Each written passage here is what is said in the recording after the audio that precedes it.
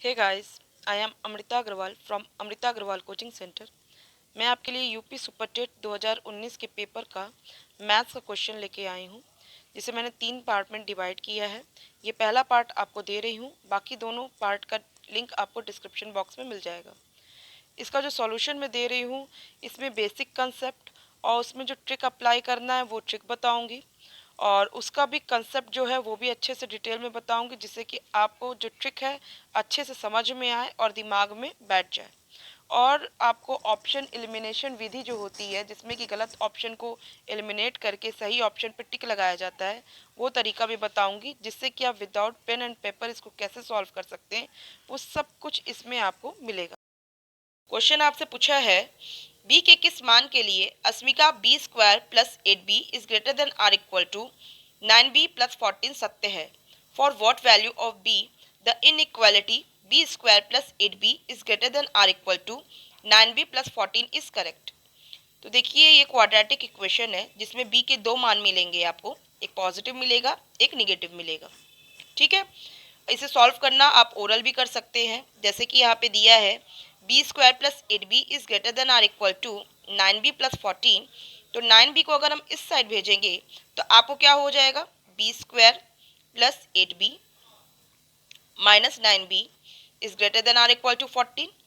और इसे सॉल्व करेंगे तो हमें क्या मिलेगा, b square minus b is greater than or equal to 14। अगर b को हम कॉमन आउट लेते हैं तो हमें क्या मिलता है, b the bracket b minus 1 is greater than or equal to 14। तो b की वैल्यू आपकी क्या होनी चाहिए, 14 के बराबर या 14 से बड़ी होनी चाहिए। अगर हम इस b से इसको सॉल्व करें तो ये हमारी क्या होनी चाहिए, b is greater than or equal to 14। और हम इस b माइनस 1 के फैक्टर से अगर हम सॉल्व करें तो हमें क्या मिलेगा, b is greater than or equal to 15। अब हमको b का मान बता रहा है कि 14 से बड़ा या 14 के बराबर होना चाहिए। फर्स्ट ऑप्शन देख रहे हैं तो कह रहा है कि b का मान आपको 4 से छोटा होना चाहिए, तो ये इनकरेक्ट है। सेकंड ऑप्शन देख रहे हैं तो कह रहा है कि b का मान आपका 5 से बड़ा होना चाहिए, तो ये तो करेक्ट लग रहा है। और साथ में कह रहा है कि b का मान आपको -4 से छोटा होना चाहिए।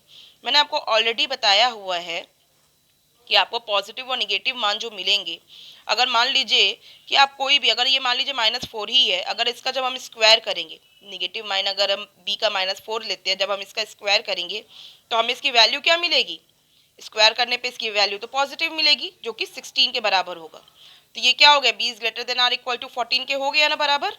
तो इस तरीके से आपको जो सेकंड ऑप्शन है वो करेक्ट ऑप्शन है। थर्ड ऑप्शन में भी बोला है कि 5 से छोटा या 5 के बराबर होना चाहिए, b is greater than or equal to -4 and less than or equal to 5। तो थर्ड ऑप्शन भी इनकरेक्ट है, सेकंड ऑप्शन ही आपका सही ऑप्शन है। बस आप इसे टिक लगाइए और आगे बढ़ जाइए। ये आप ओरल भी कर सकते रहे। क्वेश्चन आपसे पूछा है, संलग्न चित्र में यदि A B plus A C is equal to 5 AD तथा A C minus A D is equal to 8 है, तो आयत ए बी सी डी का क्षेत्रफल है। In the adjoining figure, if A B plus A C is equal to 5 AD and A C minus A D is equal to 8, then the area of rectangle A B C D is. देखिए, ये question बहुत ज़्यादा interesting है और बहुत ज़्यादा important है। इस टाइप के क्वेश्चन बहुत ज़्यादा एग्जाम में आपसे पूछे जाते हैं, और अगर आप इसे खुद से सॉल्व करने की कोशिश करेंगे तो चीज़ें बहुत इजी नहीं लगेंगी। काफ़ी मतलब आप इस क्वेश्चन का इक्वेशंस देखिए। फर्स्ट इक्वेशन कह रहा है A B plus A C is equal to 5 AD, और इसमें 3 वेरिएबल्स हैं। अगर आपको area of rectangle find out करना है तो आपको क्या होना चाहिए, आपको एग्जैक्ट वैल्यू पता होनी चाहिए लेंथ और ब्रेथ की। तो यहाँ पे हम देखते हैं तो हमें लगता नहीं है कि हम इससे आराम से वैल्यू फाइंड आउट कर पाएंगे, क्योंकि इसके 3 वेरिएबल्स हैं और 3 वेरिएबल को सॉल्व करने के लिए कितने इक्वेशन चाहिए, 3 इक्वेशन चाहिए, आपको ऑलरेडी पता होगा। और यहाँ हमारे पास है सिर्फ 2 इक्वेशन। तो फर्स्ट इक्वेशन तो थोड़ा सा हमको थोड़ा सा नहीं काफ़ी पेचीदा लगा, लेकिन जब मैं सेकेंड इक्वेशन देखती हूँ तो मैं इस इक्वेशन को देख के बता सकती हूँ कि इसकी वैल्यू क्या होगी। उसका रीज़न ये है, इसके प्रत्येक कोण 90-90 डिग्री के होंगे। ठीक है, और आपको ये जो ट्रायंगल फॉर्म होगा, ट्रायंगल ए डी सी, ये जो ट्रायंगल फॉर्म होगा, साफ से दिखा दे, ये जो ट्रायंगल फॉर्म होगा वो राइट एंगल ट्रायंगल होगा, क्योंकि डी पे 90 डिग्री बन रहा है। और राइट एंगल ट्रायंगल के लिए एक एक एक फॉर्मूला होता है जो कि आपको सबको पता होगा, पाइथागोरस थ्योरम पे बेस, पाइथागोरस थ्योरम का है, hypotenuse square is equal to perpendicular square plus base square, means कर्ण का वर्ग बराबर लंब का वर्ग प्लस आधार का वर्ग होता है, सबको पता है। लेकिन इसे अगर हम फॉर्मूला रखेंगे, फॉर्मूला रख के अगर सॉल्व करने की कोशिश करेंगे तो चीज़ें बहुत टफ हो जाएंगी और बहुत टाइम टेकन हो जाएंगी, और हमें टाइम को बचाना है, टाइम बर्बाद नहीं करना है। तो इसके लिए ट्रिक होता है, क्योंकि इस टाइप के क्वेश्चंस जो कि थोड़े पेचीदे हैं और ये काफ़ी इस टाइप के क्वेश्चंस एग्जाम में पूछे जाते हैं।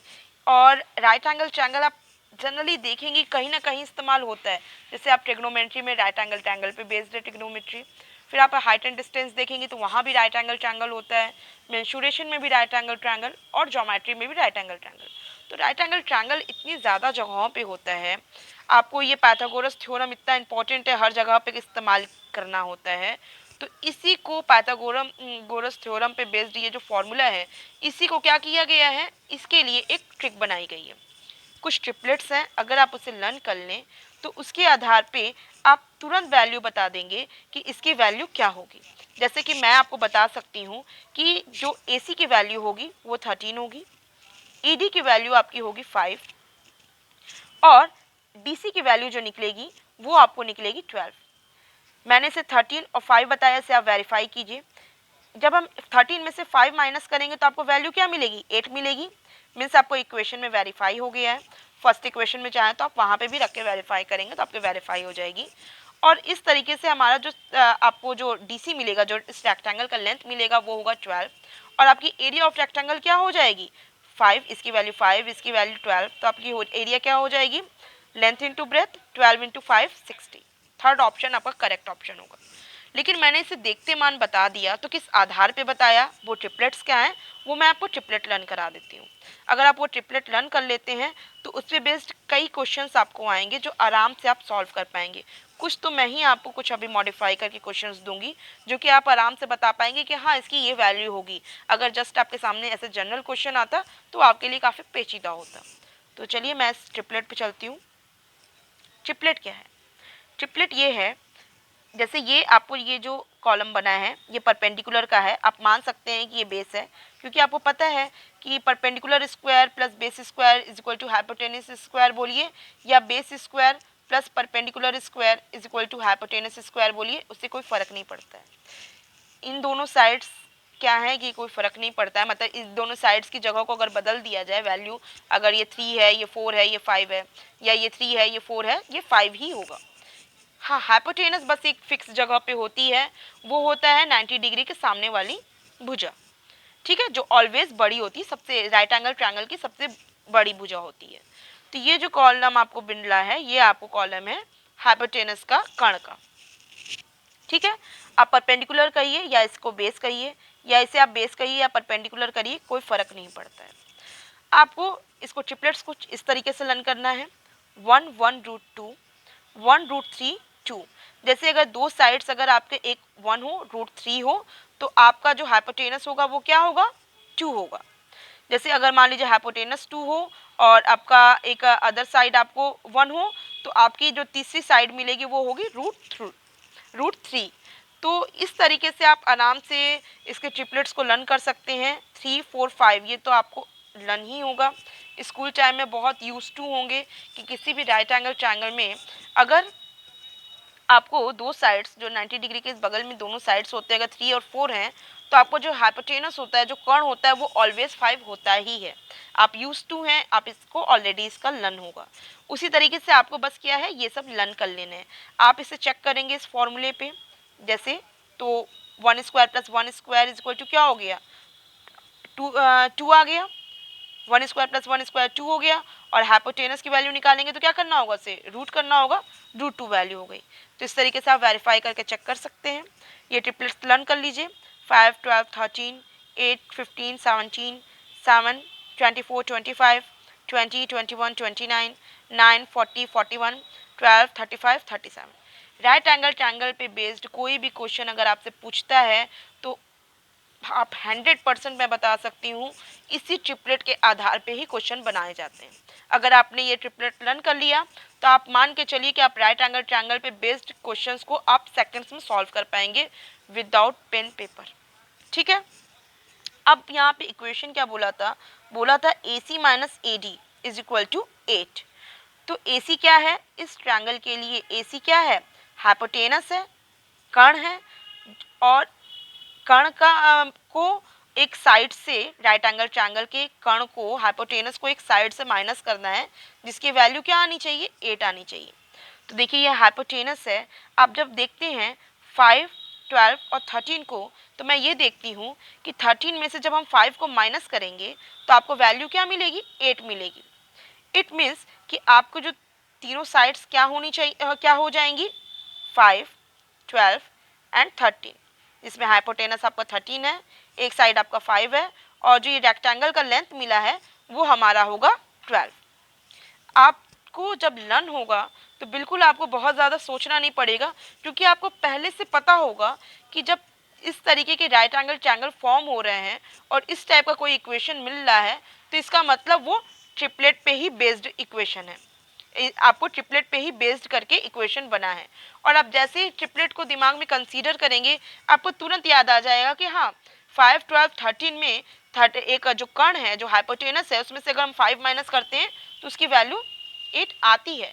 इट मीन्स कि हमारा लेंथ और ब्रेथ हमको मिल गया, जो कि लेंथ हमारी हो जाएगी 12, ब्रेथ मिल जाएगी हमको 5। और इस हिसाब से आपको साफ से दिखा दें, आपको ट्रायंगल का आपको क्या मिल गया है? ये AD 5 मिल गया, AC आपको क्या है? 13 है, और DC आपको क्या है? 12। आपको कोई कैलकुलेशन नहीं करना पड़ा। आपने क्या किया? सिर्फ इस इक्वेशन के आधार पे और इस ट्रिपलेट लर्न होने के आधार पे इसके वैल्यू बता दी कि तीनों साइड्स यही होंगे, 5, 12, 13 होंगे। और रेक्टेंगल की एरिया बतानी हो तो आप क्या करेंगे? लेंथ इंटू ब्रेथ करेंगे, 5 इंटू 12 कर देंगे, और आपको वैल्यू क्या हो जाएगी? आपकी वैल्यू 60 आ जाएगी। क्वेश्चन कई बार आपको इस तरीके से भी घुमा सकता है। आपको मान लीजिए ये इक्वेशन न देता, आपको जैसे अभी लग रहा होगा कि सिर्फ AC माइनस AD या इसी कंडीशन में हो तो ही हमको इस ट्रिपलेट को कंसीडर करना है, कि कुछ अलग इक्वेशन में भी आप इसको कंसीडर कर सकते हैं। तो मान लीजिए आपको इक्वेशन ये दिया होता कि आपको ये जो ये क्या बोलते हैं, ये जो ट्रायंगल है, मान लीजिए जनरल एक ट्रायंगल बोला होता कि ये जो ट्रायंगल बन रहा है, ये इस ट्रायंगल की AB, या ट्रायंगल के बारे में बात भी ना करता, बस सीधे बोलता AB plus BC plus AC is equal to 30। आपको साफ से एक बार दिखा दें, क्वेश्चन अभी हम थोड़ा सा चेंज करके आपको दे रहे हैं, और देखिए आप उसका जवाब दे पाते हैं कि नहीं। क्योंकि अगर आप उसका जवाब दे लिए तो मेरा आपको ट्रिपलेट के बारे में समझाना कहीं ना कहीं ऐसा लगेगा कि हाँ आप समझ चुके हैं। जैसे अगर क्वेश्चन आपसे पूछे AB, क्वेश्चन सारा के सारा वही है, एक इक्वेशन आपसे ये पूछे, इसके बजाय आपको इक्वेशन देता AB plus BC plus AC is equal to 30, then find the area of rectangle ABCD। ठीक है, आपको ये इक्वेशन अगर दे दिया होता तो आप क्या करते? देखिए अब ये तो आप जान रहे हैं कि ये 90 डिग्री का है, मतलब राइट एंगल ट्रायंगल है, और ये AB क्या है? ये एक ट्रायंगल का एक साइड है, BC ट्रायंगल की दूसरी साइड है, और AC क्या है? इस 90 डिग्री मतलब राइट एंगल ट्रायंगल का हाइपोटेनस है, कर्ण है। ठीक है, तीनों का एडिशन आपको बोल रहा है 30 होना चाहिए। तो इस ट्रिपलेट में जो आपने ये रेशियो, ये एक तरीके से रेशियो है, समझ रहे हैं? इसको अगर आप अगर आपको लर्न है तो आप क्या कहेंगे कि 5, 12, 13 इन तीनों का योग क्या होता है? इन तीनों का योग होता है 30। जैसे अगर आप एक के बाद एक सबको ऐड करके सोचेंगे तो आप क्या सोचेंगे? इसको ऐड करेंगे तो रूट में आएगा, इसको भी ऐड करेंगे तो रूट में आएगा, और 3, 4, 5 को अगर हम ऐड करते हैं तो वो 30 हो नहीं सकता है। 5, 12, 13 को अगर हम ऐड करते हैं तो हाँ इसकी वैल्यू हो जाती है 30। तो इट मीन्स आपको तीनों साइड्स जो होंगी वो क्या होंगी? एक छोटी वाली मीन्स ब्रेथ होगी वो 5 होगी, जो लेंथ होगी वो जाहिर सी बात है वो सबसे मैक्सिमम साइड हो नहीं सकती है, वो तो इसके बीच वाली ब्रेथ से थोड़ी सी बड़ी 12 होगी, और जो हाइपोटेनस होगा जो 90 डिग्री के सामने वाली साइड होगी, जाहिर सी बात है वही सबसे बड़ी कर्ण होगा, सबसे बड़ा होगा। इट मीन्स ये 13 होगा।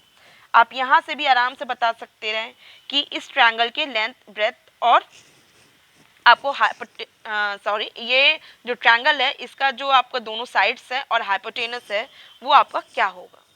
तो मेरे ख्याल से ये ट्रिपलेट कहीं भी क्वेश्चन घुमाए, अगर आपको जस्ट ऐसे क्वेश्चन दे दिया होता तो आपके लिए काफ़ी टफ हो जाता है, लेकिन अगर आपको ये ट्रिपलेट याद रहता है तो क्वेश्चन जितना टफ करने की कोशिश करे, वो जितना भी घुमाने की कोशिश करे, आप आराम से उसकी वैल्यू फाइंड आउट करके बता सकते हैं। और ऐसे में आपकी एरिया वही निकलती 12 5 जा 60, इसकी वैल्यू निकल गई होती। आई होप आपको समझ में आ रहा है कि क्वेश्चन आपको जितना भी घुमाएगा और कि जितने टफ से टफ इक्वेशंस दे देगा, लेकिन अगर वो राइट एंगल ट्रायंगल पे बेस्ड करके इक्वेशन बनाया गया है तो पक्का आप उसका जवाब इस ट्रिपलेट के लर्न करने के आधार पे आप दे सकते हैं। तो आई होप आपको समझ में आ रहा हो ये क्वेश्चन अच्छे से। मैंने क्या किया है एक बार मैं फिर से बताती हूँ आपको, बस शॉर्ट में एक बार बताती हूँ। मैंने क्या किया है, मैंने जब ये क्वेश्चन को पढ़ा तो मैंने देखा कि ये फर्स्ट इक्वेशन है जो थोड़ा पेचीदा लग रहा है, और क्योंकि ये triangle right angle triangle form हो ही रहा है, मुझे फर्स्ट इक्वेशन भी देखने की कोई ज़रूरत नहीं है, क्योंकि ये राइट एंगल ट्रायंगल फॉर्म हो ही रहा है, इसका मतलब ये ट्रिपलेट वर्क करेगा। और ट्रिपलेट वर्क करेगा तो एक सीधा सीधा इक्वेशन हमको जो दिया हुआ है AC माइनस AD, ठीक है, एकदम पेचीदा नहीं है, AC में से AD को माइनस कर रहा है और सीधे एक एग्जैक्ट वैल्यू शो कर रहा है।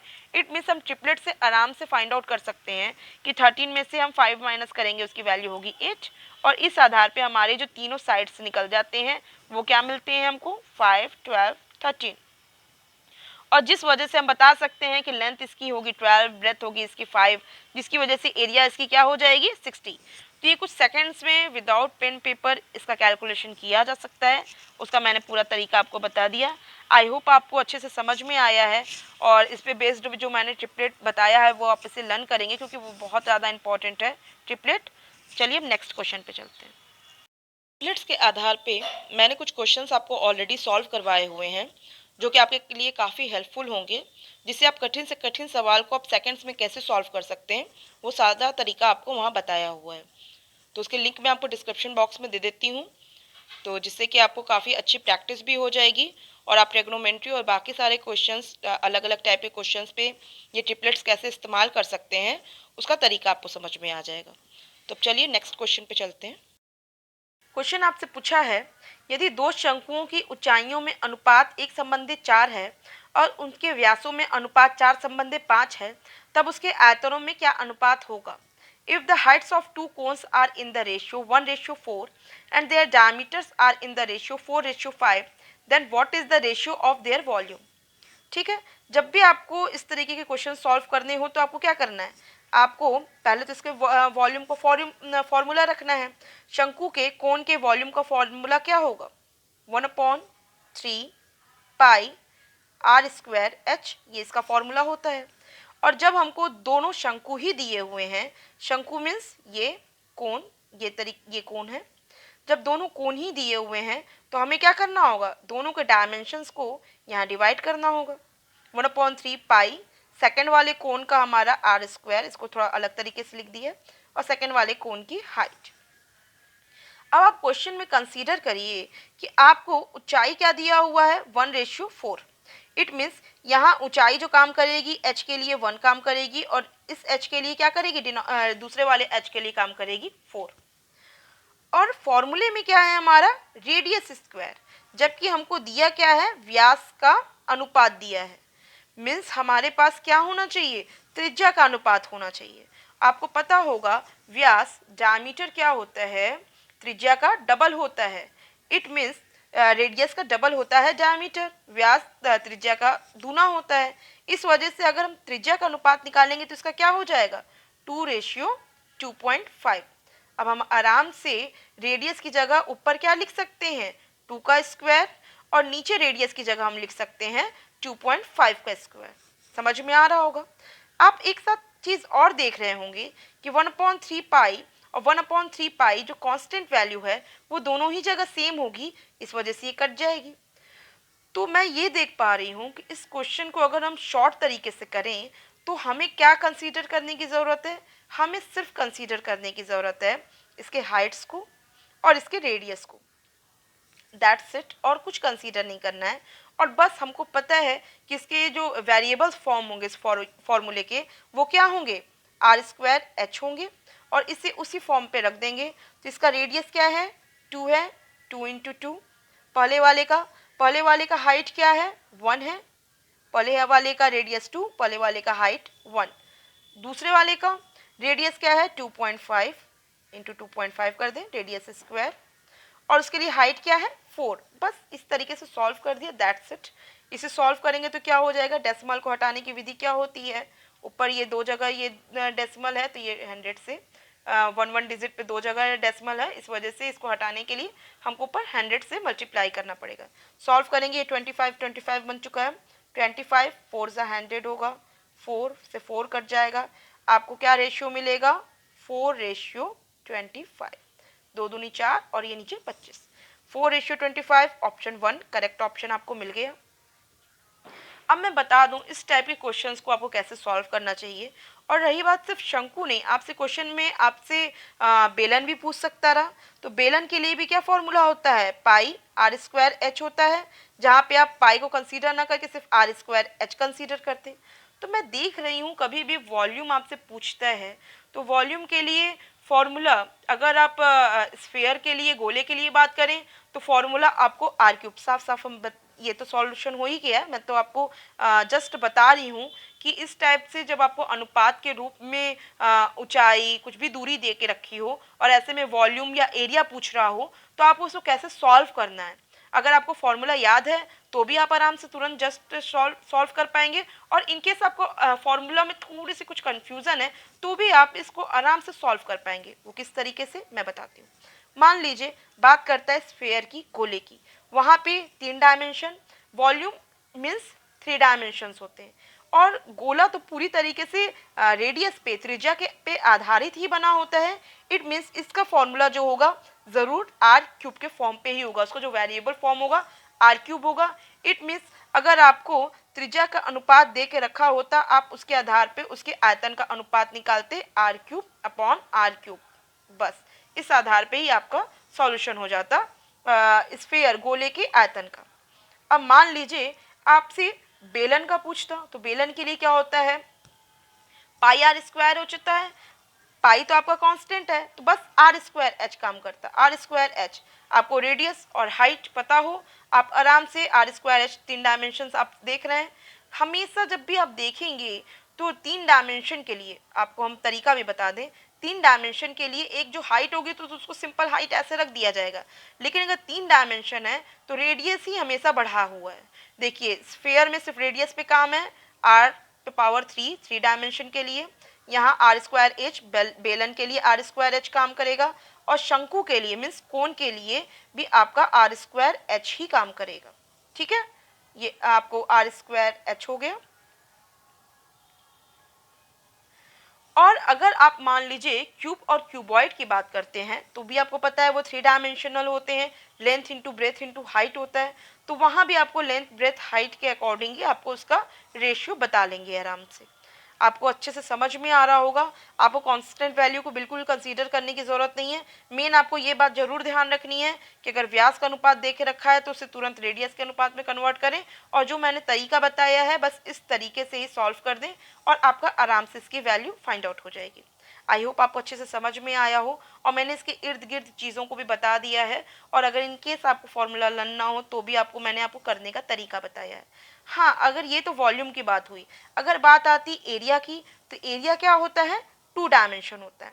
तो 2 डायमेंशन के लिए ऑलवेज क्या होता है, या तो लेंथ इंटू ब्रेथ होता है, या तो आपका क्या होता है, सर्कल के लिए 2 डायमेंशन क्या होता है, एरिया, पाई आर स्क्वायर होता है ना, तो पाई कांस्टेंट है, सिर्फ आर स्क्वायर काम करता है। इट मीन्स वहाँ पे भी आपका एल बी इस तरीके से काम करेगा, कोई भी कांस्टेंट वैल्यू नहीं लगेगी, और बस इस तरीके से पहला जो भी डायमेंशंस दिया हो उसको फॉर्मूले के आधार पे रखिए, और फिर दूसरे डायमेंशन को आप रखिए और इसे डिवाइड कर दीजिए, बस दैट्स इट, और कुछ नहीं करना है। ठीक है, हम नेक्स्ट क्वेश्चन पे चलते हैं। क्वेश्चन आपसे पूछा है, प्रथम एन प्राकृतिक अभाज्य संख्याओं का औसत है, the average of the first N natural prime numbers. Options दे के रखा है।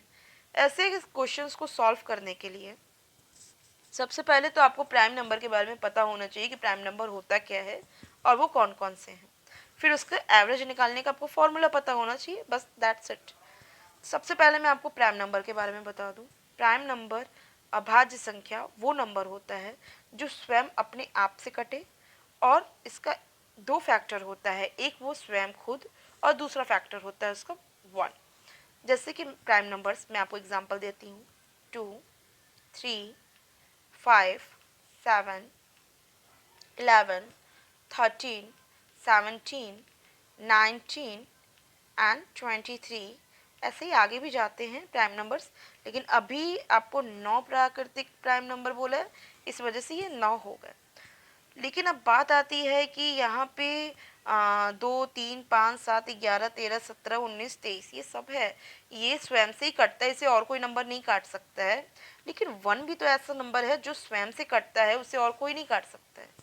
लेकिन यहाँ पे 1 इसलिए फेल हो जाता है क्योंकि साथ में आपको ये कंडीशन भी फॉलो होना ज़रूरी है कि जो प्राइम नंबर है इसके दो फैक्टर होते हैं, दो फैक्टर होने चाहिए। एक होना चाहिए वो स्वयं खुद, जो कि 2 का वो स्वयं खुद होगा फैक्टर, दूसरा फैक्टर होगा उसका 1। अब बताइए 3 के भी ऐसे 3 और 1 मिलेंगे, 5 के भी आपको 5 और 1 मिलेंगे, फैक्टर्स 2 ठो मिल जाएंगे। लेकिन अगर आप 1 का फैक्टर 2 ठो निकालेंगे तो आपको क्या मिलेगा, 1 स्वयं वो खुद का एक 1 हुआ फैक्टर, और दूसरा क्योंकि 1 फॉलो होना ही चाहिए, उसका दूसरा फैक्टर 1 होना ही चाहिए, वो भी 1 मिल गया। अब ये दो फैक्टर कहाँ हैं, ये तो एक ही फैक्टर है, इस वजह से 1 आपका कंपोजिट नंबर होता है, ना कि प्राइम नंबर होता है। तो आपको क्लियर आउट हो गया होगा कि 1 आपका प्राइम नंबर नहीं है, वो कंपोजिट नंबर है। सबसे छोटा प्राइम नंबर कौन सा होता है, 2 होता है। कभी भी क्वेश्चन पूछे आप आराम से सॉल्व करिएगा। प्राइम नंबर ऑलवेज पॉजिटिव होते हैं, इस वजह से आप इसे निगेटिव होते ही नहीं है प्राइम नंबर। तो कभी ऐसा कोई क्वेश्चन आए तो आप सीधे जवाब दीजिएगा कि हाँ सबसे छोटा 2 होता है, क्योंकि 2 से नीचे कोई नंबर नहीं हो सकते हैं, निगेटिव होता ही नहीं है प्राइम नंबर। तो आपको सब क्लियर हो गया है। अब आता है पॉइंट कि इसका औसत क्या होगा, इसका एवरेज क्या होगा। एवरेज निकालने का बहुत इजी फंडा है, बस सबको ऐड करो, जितने नंबर्स हैं उनके नंबर्स से डिवाइड करो।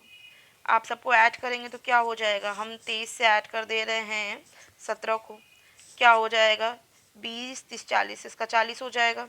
19 को ऐड कर दे रहे हैं हम 14 से, 40 हुआ, 50, 60, 70, अब 70 हो गया। 13 को हम 7 से कर दे रहे हैं, 70, 80, 90, 90 हो गया। 5, 3, 2 हो गया 10, तो हो गया 100। ओवरऑल इसका एडिशन 100 आ गया।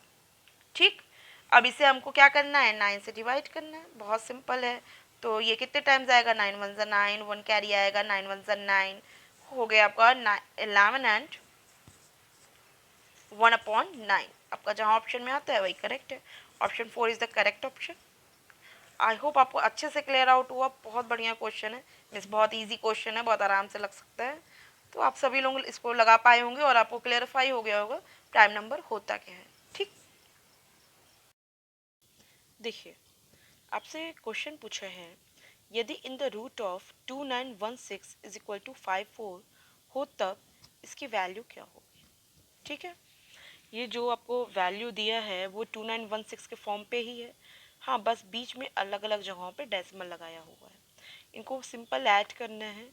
आप इसे ओरल भी कर सकते हैं, आप बस इसे तब कर पाएंगे जब आपको रूट का डेसिमल का सबका थोड़ा फंक्शन बेसिक पता होगा। बाकी क्वेश्चन बहुत इजी है, मैं इसका पूरा तरीका फंक्शन डिटेल में बताती हूँ। इसे आप ओरल कैसे सॉल्व कर पाएंगे, कैसे इसकी वैल्यू निकलेगी, मैं आपको ओरल सॉल्व करके वैल्यू निकालने का तरीका भी बताऊंगी, और सही ऑप्शन कैसे टिक लगाना है वो सारी डिटेल में बताऊंगी। ठीक है, तो आपको जो मैं बताने जा रही हूँ उससे आप एग्ज़ाम में सेकंड से वैल्यू निकालेंगे। हाँ, मैं आपको ये सारी चीज़ें अभी डिटेल में बताने जा रही हूँ। देखिए, सबसे पहले हम एक काम करते हैं, इसकी वैल्यू को डिटेल में समझा देते हैं, तो आप अपने आप समझ पाएंगे कि इसकी वैल्यू क्या होनी चाहिए। ठीक है, तो आप देख रहे हैं कि इन द रूट ऑफ 29.16 है। अगर इसे सॉल्व करेंगे तो हम किस तरीके से करेंगे, इन द रूट ऑफ 2916/100 करेंगे। पता है डेसिमल के नीचे 1 और अदर जितने डिजिट्स होते हैं उतने 0 लगाए जाते हैं। इसे सॉल्व करेंगे तो क्या है, इसकी वैल्यू तो ऑलरेडी दे के रखा है 54। 100 का रूट करेंगे तो निकलेगी वैल्यू 10। डेसिमल बनाने की कोशिश करेंगे तो ये क्या हो जाएगा 5.4, 1 डिजिट पहले ये लग जाएगा। इस तरीके से हमारी वैल्यू आएगी। अब थोड़ी बात को आप ध्यान दीजिए, हम यहाँ 5.4 बिल के लिख देते हैं। अब इस थोड़ी बात को अच्छे से ध्यान दीजिए कि जब भी आपको डेसिमल जब भी 2 डिजिट में लग रहा है, ठीक है, तो आपको जो इन रिजल्ट रूट के अंदर जब डेसिमल 2 डिजिट पे लग रहा है तो आपको जो वैल्यू आ रही है उसमें जो डेसिमल हो रहा है वो कितने पे हो रहा है, 1 डिजिट पे हो रहा है।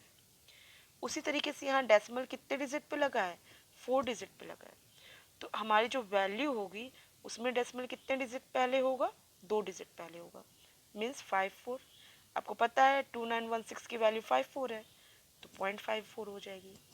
इसी तरीके से इसकी जो वैल्यू निकलेगी, ये कितने डिजिट्स पहले डेसिमल लगा है, 6 डिजिट पहले डेसिमल लगा है, तो यहाँ इसको जो वैल्यू निकलेगी 0.054 आएगी।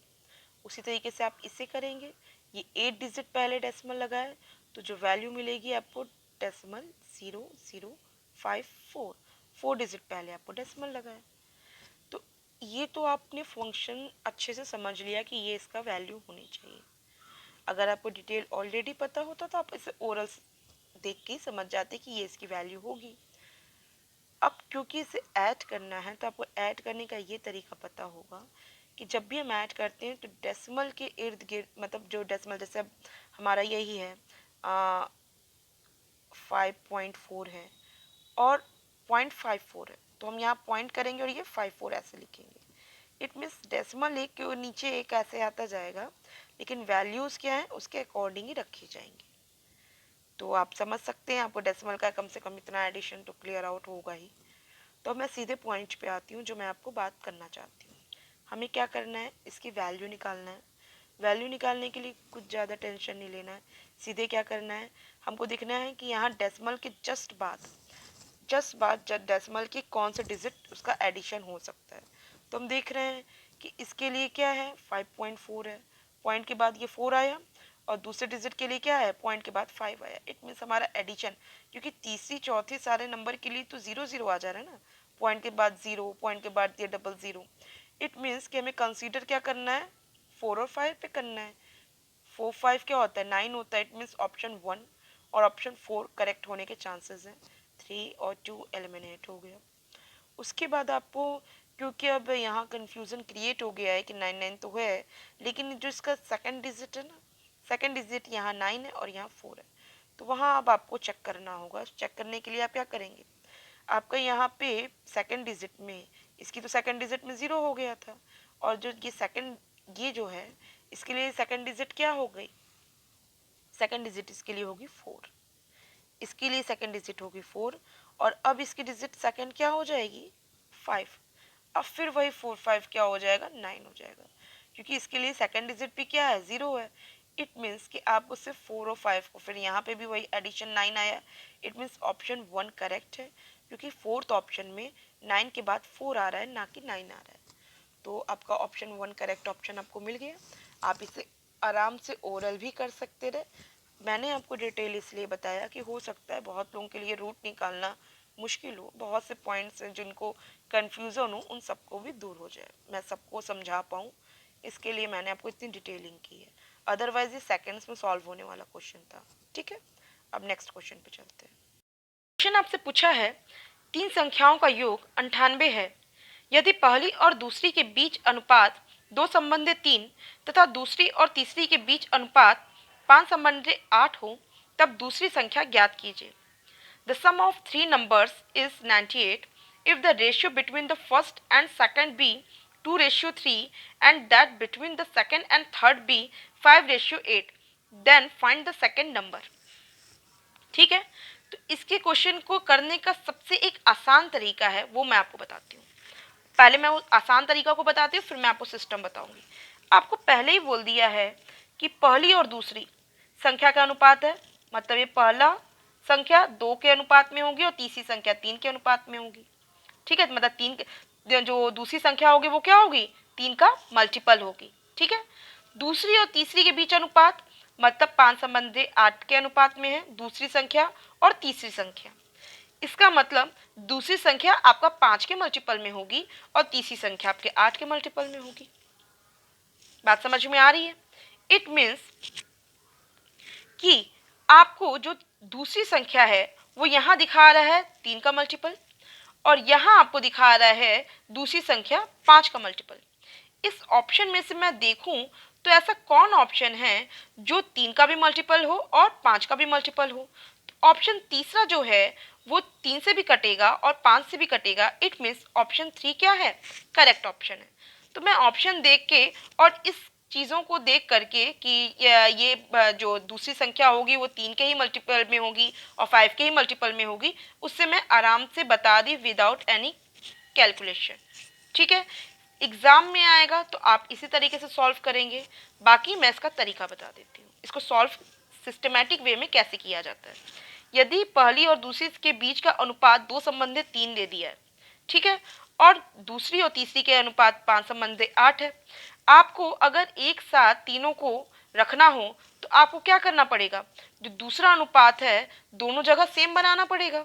अब दोनों जगह सेम बनाने के लिए आपको क्या करना पड़ेगा, जो यहाँ दूसरे अनुपात में जो आपका दूसरी संख्या का अनुपात जो 5 आ रहा है, उसमें आप यहाँ दोनों जगह मल्टीप्लाई कर देंगे तो आपका क्या हो जाएगा, आपका हो जाएगा 5 टाइम 15, यहाँ 15 आ जाएगा।